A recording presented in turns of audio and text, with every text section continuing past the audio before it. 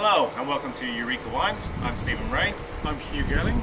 And today we are looking at our other 2011 release, which is a Marlborough Sauvignon Blanc, which we have made in the style which is commonly known as a straw wine, which has raised a few eyebrows here. It's not made with straw. Yeah, definitely not made with straw, but straw does actually play a part in its making. So the reason why they call it straw wine is that we take whole bunches of grapes which are harvested in the vineyard, and we harvest it at a normal ripeness that you would expect to make a standard wine from. In this case it was about 21 or 22 bricks. About 20, just over 22, 22.3. And what we do is we then lay out the whole bunches on beds of straw, which is then housed in a greenhouse. And what we allow the grapes to do is basically dry over a 4 to 5 week period. And what happens is the grapes actually dehydrate, they shrivel up. And what we're doing is concentrating the sugars and the acids in that to make a more intense, more sugary style of wine. But you don't have a sort of botrytis type influence on the wine, basically, which you can get with some dessert wines, which can make it very... What we're trying to capture is to get away from the cloying finish on a botrytis style wine.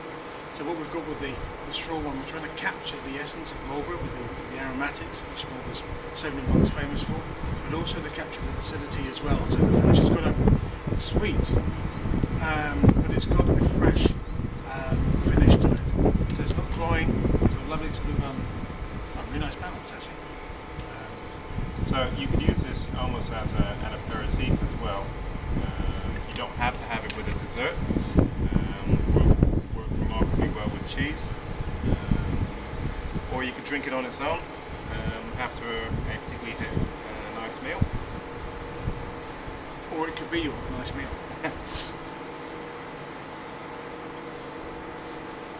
What we're coming through is it's actually you get the concentrated flavours of aromatics of Marlborough Sauvignon Blanc, with sort of florals, some hints of grassy notes, a touch of sort of herbaceousness.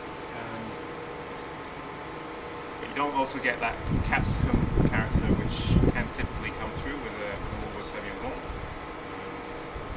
There's also some sort of tropical fruit there as well, sort of peach and sort of white peach.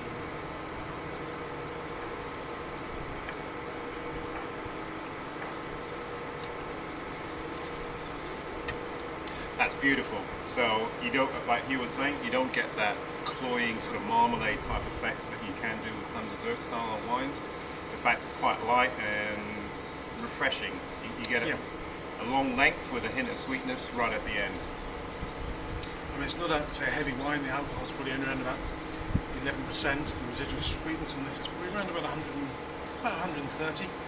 So it's it's as Stephen says, an aperitif style, with sort of patterns, terrines type mould and things, or looking at sort of pudding wise, it's sort of tarts and flans and things with pears and apples and things that aren't basically massively sweet. So look at the colour of that. Straw wine from Marlborough. It's unique in the world. Cheers. With cheese too. Eureka. Thank you.